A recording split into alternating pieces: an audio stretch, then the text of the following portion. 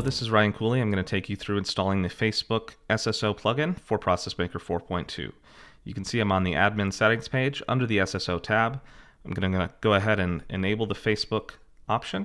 Click on the Facebook tab that comes up. It gives us three different configuration options: the app ID, the app secret, and the redirect. So let's go to our Facebook settings and find the app ID and the app secret. It's going to be on the basic page of my Facebook for Developers app account. I'm going to go ahead and copy the app ID,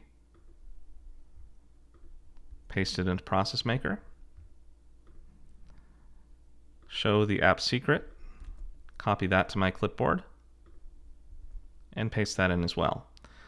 Now you can see this third option here is read-only. That's because I'm going to copy it to my clipboard and find the place to put it in the Facebook settings.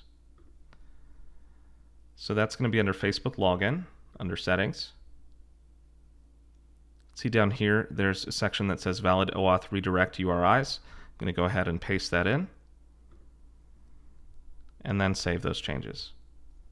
Now when I go to the login screen for ProcessMaker, you can see it's given me a login with Facebook option. I'm going to go ahead and click on that,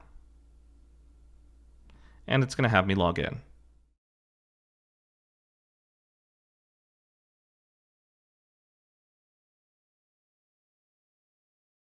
You can see Facebook has redirected me back to ProcessMaker, and it's created an account for me.